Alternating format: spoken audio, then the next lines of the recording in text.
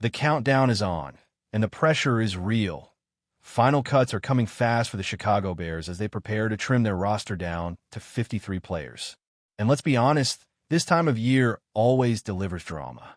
Some players are locks, others are clinging to hope, and a few might just surprise everyone. With the deadline looming, it's time to dig into a full Bears roster projection, along with a peek at who could land on the practice squad once the dust settles. So, here's where we're at. The Bears are sitting around 77 players after a wave of early cuts, many of which were expected. Names like Samori Toure, Royce Freeman, Caleb Hayes, and Mark Perry were always long shots to make the final roster. Some had solid camps, but just couldn't separate themselves from the pack. Joel Wilson, though, now that's a name that raised a few eyebrows. The guy led the team in receptions during the preseason and had a strong spring in OTAs, but even he couldn't crack the 53. The good news? If he clears waivers, the Bears are reportedly hoping to stash him on the practice squad. That could be a smart move for the long term. Now, let's talk about some of the cuts that still need to happen, guys that are more than likely headed out the door. Quarterback Austin Reed is probably one of them, though he's been a favorite inside the building and has some developmental upside. Look for him to stick around on the practice squad. Same story for players like J.P. Richardson, Joshua Miles, Doug Kramer Jr., and Jamri Chroma. None of them moved the needle enough in camp or preseason action to justify a spot. Then there are a few names like Power Eccles and Tysham Johnson. Talented, sure, but just not ready to push veterans off the roster. Now, when we start talking about the bubble, oh man, that's where it gets interesting. The running back room is still unsettled. DeAndre Swift is obviously safe, and rookie Kyle Monangai has turned heads with his vision and power. But after that, total chaos. Roscoe Johnson hasn't been seen in weeks. He's dealing with a foot injury, and the team's been tight-lipped about his status. It wouldn't be a shock to see him stashed on short-term injured reserve, which would keep him off the 53 initially, but allow him to return after week 4 without being exposed to waivers. Smart roster management, and that's the kind of thing general managers live for this time of year. So who fills that third running back slot if Roscoe lands on IR? Travis Homer is a strong candidate if healthy. His value on special teams is undeniable, and he's got enough experience to step in when needed. Britton Brown and Ian Wheeler are in the mix too, but they're probably fighting for practice squad spots more than anything else. Don't rule out a surprise here. The Bears could easily pull the trigger on a waiver claim or even a minor trade. Cam Akers just got released. That's the kind of name that could suddenly be wearing navy and orange in a few days. Over at wide receiver, the core is locked. DJ Moore, Rome Oduns, Kadero Hodge, and Luther Burden. Those guys are safe. That's a talented and dynamic group. After that, though, things get murky. Devin DuVernay might have locked in his spot just because of what he brings in the return game. Even though he missed the final preseason games with an injury, his value on special teams can't be overstated. And then there's Jalen Walker. This kid made plays all camp. Special teams, receiver reps, effort on every snap. He even dropped a cryptic tweet that had fans buzzing. Nothing promised. Everything earned. Maybe it's just a mindset thing. Maybe it's a reference to being snubbed from the combine. But either way, he's got that chip on his shoulder. If the Bears keep 6 receivers, and I think they will, Walker deserves that final spot. Tight end is a little more straightforward. Cole Kmet, of course, is a lock. So is second-year man Colston Loveland, who's continued to develop nicely. Rookie Durham Smythe has earned praise for his blocking and toughness. A real throwback kind of guy. That leaves Steven Carlson and Joel Wilson likely headed to the practice squad. Both guys flashed at times, but the Bears are expected to dress only 3 on game day. The good news is, under the league's current rules, players can be elevated from the practice squad for up to 3 games without needing to be signed to the active roster. That gives the Bears flexibility if someone goes down or if they want to roll out more 12 personnel in a given matchup. On the offensive line, the top group is pretty clear. Braxton Jones is expected to start at left tackle again, while veterans like Joe Thuney, Drew Dalman, and Jonah Jackson round out the interior.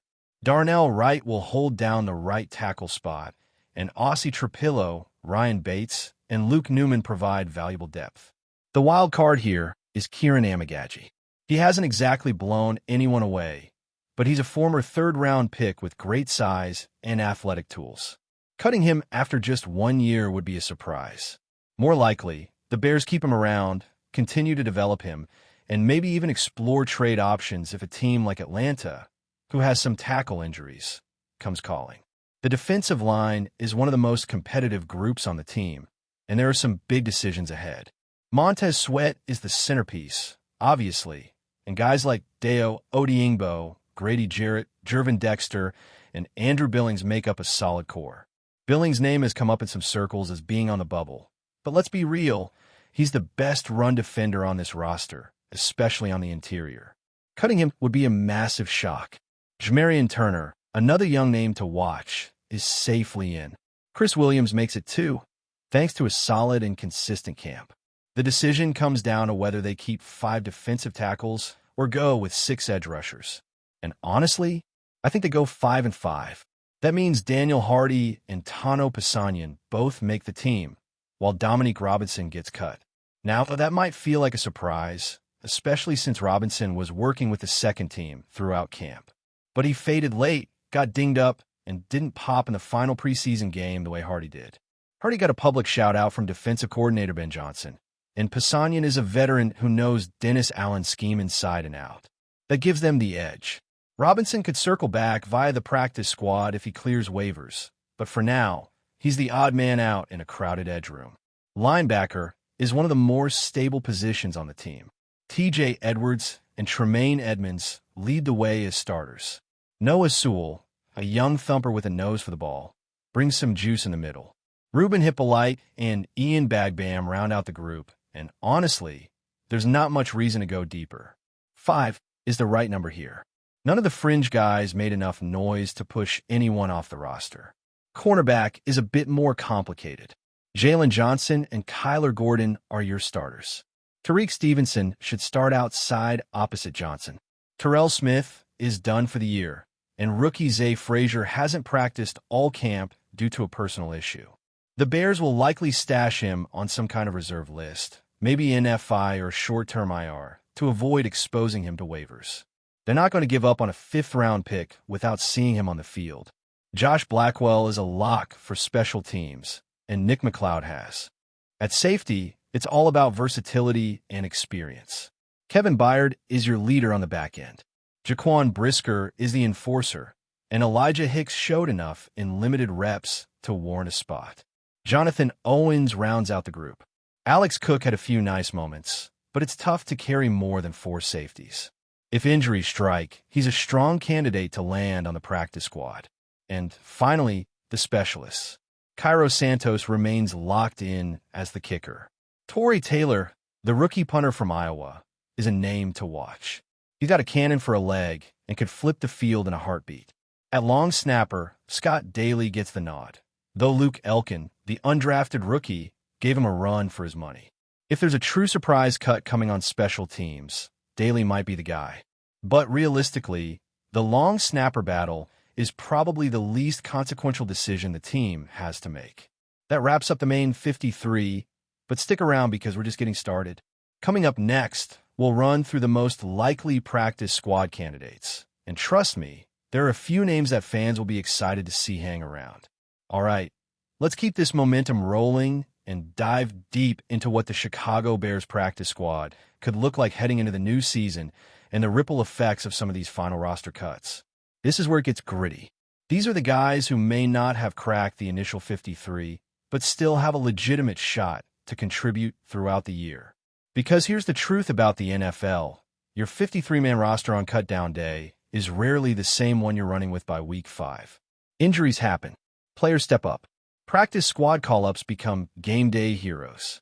So let's talk about the players who are still in the mix, who the Bears are likely to keep developing behind the scenes, and who might still get their shot. Austin Reed is a perfect example of that.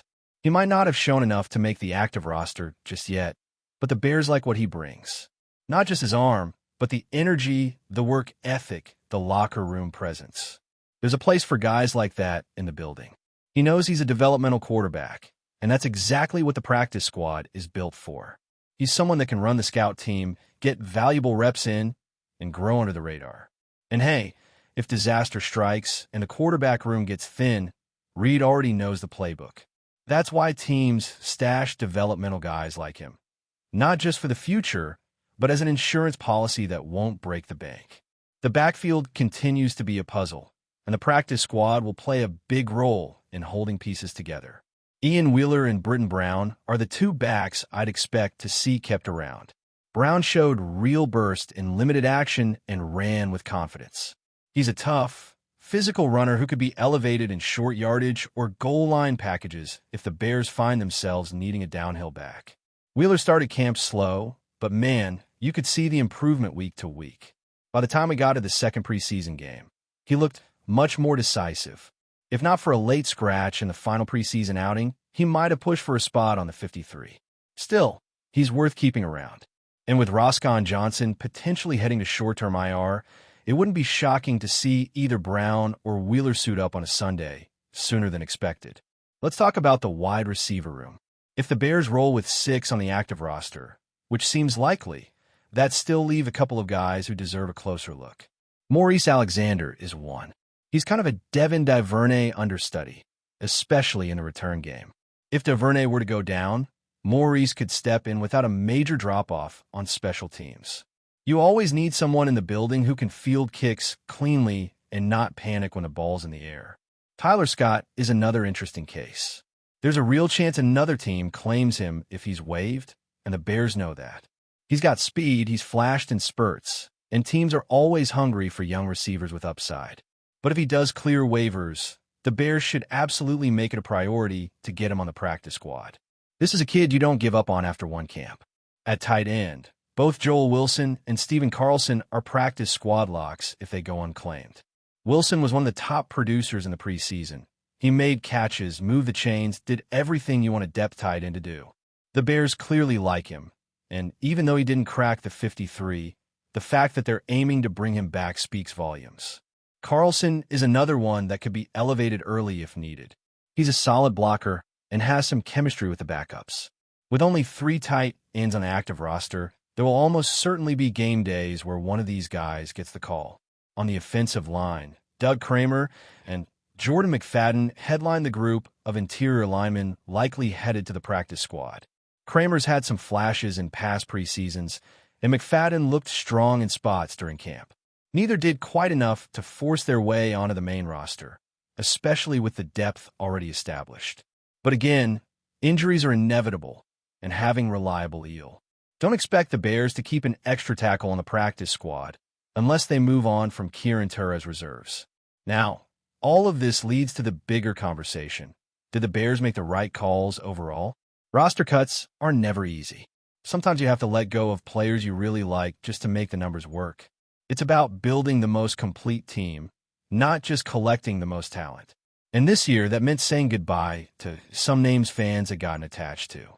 Dominique Robinson, Joel Wilson, even someone like Tyler Scott, if he doesn't clear waivers. Those are the kinds of cuts that sting. But the Bears are betting on depth, versatility, and long-term upside. They've structured their roster to weather the storm of a 17-game season. They got experience in key spots. They've leaned into youth where the upside is highest, and they've prioritized players who can contribute on special teams. And that's how you build a complete football team. One thing is clear, the Bears aren't done. Once cuts across the league are finalized, you can bet the front office will be combing through the waiver wire. They'll be looking for players who fit their system, who can add value, and who might have slipped through the cracks elsewhere. That's often where the real final moves come from. Guys get released on Tuesday, and by Thursday, they're practicing in a new uniform. And don't be surprised if the Bears make a move or two. Running back still feels fluid. Edge rusher could use one more reliable option. And the secondary might get a fresh face depending on how things shake out with the current injury list. So while the 53 is set for now, this roster is still very much alive and evolving. That's how it works in the NFL. You're never really done building.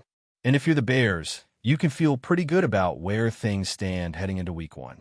A few surprises, some tough decisions, but a roster that's built to compete and ready to adapt.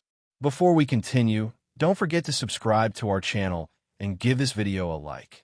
Your support helps us keep bringing you the latest updates on our Chicago Bears. And don't be shy. Drop your thoughts on the news in the comments below. The sports world erupted into a frenzy yesterday as the Chicago Bears sent shockwaves across the NFL by announcing that they had acquired Micah Parsons, the explosive linebacker from the Dallas Cowboys. Rumors have been swirling for weeks about potential blockbuster trades, but few anticipated such a seismic move, considering Parsons' stature as one of the premier defensive talents in the league. Analysts and fans alike scrambled to process the news, debating the implications for both franchises. Chicago, a team historically known for bold, sometimes controversial moves, appears to have made an audacious statement with this acquisition. Parsons, celebrated for his unmatched speed, relentless pursuit of the quarterback, and versatile playmaking ability, instantly transforms the Bears' defensive scheme. The media quickly filled with speculation about how the Bears plan to integrate Parsons into their existing lineup, and whether his arrival signals a broader overhaul in Chicago's roster strategy. Conversations in sports bars, online forums, and social media platforms exploded with fans imagining game-changing plays, envisioning Parsons pressuring the league's elite quarterbacks every Sunday. Meanwhile, the Cowboys fan base reacted with disbelief and frustration, questioning the front office's long-term vision. With a trade of this magnitude, the ripple effects extend far beyond a single team, challenging rivals to reconsider their own defensive lineups and perhaps prompting a flurry of subsequent transactions before the league's trade window closes. Every aspect of this acquisition, from salary cap maneuvering to potential locker room dynamics, became a topic of intense speculation almost instantaneously. Sources close to the Bears organization hinted at intense negotiations preceding the deal, suggesting that the franchise recognized a unique opportunity to secure one of the NFL's most dominant defensive players without sacrificing long-term stability. Reports indicate that multiple teams had expressed serious interest in Parsons, making Chicago's success in landing him all the more astonishing. Speculation ran rampant about the precise terms of the trade, with pundits debating the value of draft picks, player swaps, and potential salary cap implications. Industry insiders began analyzing Chicago's defensive schemes under coordinator Ryan Poles, theorizing how Parsons' combination of speed, strength, and instinct could revamp a defense that has struggled to generate consistent pressure on opposing quarterbacks in recent seasons. Social media buzzed with hypothetical scenarios, imagining Parsons blitzing from different positions and becoming the centerpiece of a Bears unit suddenly transformed from a middling defense to a potential league powerhouse. Additionally, the chatter among Dallas analysts suggested internal debates about whether letting Parsons go could yield strategic advantages in draft positioning, financial flexibility, or the opportunity to pursue multiple roster enhancements simultaneously. Fans and critics alike dissected Parsons' previous seasons with the Cowboys, projecting his potential impact against elite offenses in the NFC North. Every sports radio show and post-game podcast seemed to be dominated by the same question. What does this mean for the future of both the Bears and Cowboys? And could this trade reshape the balance of power across the NFL landscape in ways previously unimagined? The speculation alone fueled a nationwide conversation that felt more like a feverish rumor mill than a conventional transaction. As the news settled into mainstream coverage, the narrative expanded beyond football itself, encompassing the human drama and locker room implications of a high-profile transfer. Teammates and coaches were reportedly both surprised and intrigued, sparking conjecture about how Parsons' personality and leadership style will mesh with the Bears' existing roster.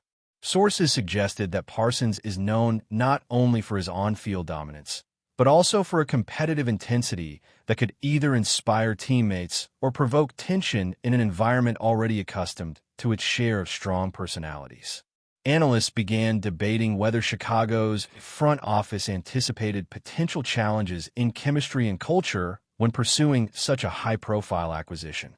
Social media narratives quickly evolved, portraying Parsons as both a potential savior of the Bears' defense and a lightning rod for controversy if expectations are not immediately met. The rumor mill grew even wilder as insider sources hinted at additional moves possibly linked to Pammett shifts and the psychological impact of Parsons' presence on both teammates and opponents, fueling endless speculation. Podcast hosts, radio personalities, and columnists all contributed to this swirling debate, offering interpretations ranging from tactical brilliance to reckless risk-taking. As the days progress, the anticipation surrounding Parsons' debut in Chicago promises to dominate headlines, reinforcing the idea that certain trades transcend the sport itself, becoming cultural events that define the emotional landscape of fans and pundits alike. Every rumor, theory, and projection contributes to a collective narrative, ensuring that the Micah Parsons saga will remain at the forefront of NFL discourse for months, if not years, as the football world braces for the tangible results of one of the most audacious moves in recent memory. In the wake of this blockbuster announcement, attention has inevitably turned toward the upcoming season and the potential ramifications for both franchises. The Bears, buoyed by Parsons' arrival, are now subject to heightened expectations, with analysts projecting an immediate improvement in defensive rankings, sack totals, and overall game day dominance. Speculation about strategic adjustments runs rampant, with suggestions ranging from novel blitz packages to repositioning secondary players to capitalize on Parsons' multifaceted skill set. Meanwhile, the Cowboys must navigate the challenges of redefining a defense without one of its cornerstone players, prompting theories about the emergence of new leaders and the long-term trajectory of the team's defensive strategy. The ongoing rumor mill continues to fuel public interest, with fan communities generating detailed simulations, statistical models, and game-by-game projections based solely on Parsons' influence. Television segments, podcasts, and social media discussions often speculate not just on on-field outcomes, but on behind-the-scenes dynamics, including coaching decisions, locker room chemistry, and future trade possibilities. Even casual observers, drawn in by the magnitude of the news, contribute to a collective narrative that blends fact, speculation, and rumor, making the Parsons trade a defining story in contemporary sports culture. The excitement, uncertainty, and endless theorizing surrounding this acquisition underscore a broader truth. Certain trades have the power to reshape perceptions, energize fan bases, and spark conversations that endure far beyond the confines of a single season. And the Micah Parsons move appears destined to be remembered as one of the NFL's most talked about events, a story whose implications will reverberate across the league for years to come. That's it for this update. If you enjoyed the video and want to stay updated with exclusive news about our Chicago Bears, be sure to subscribe to our channel and hit that like button. We can't wait to hear your thoughts in the comments. See you in the next video.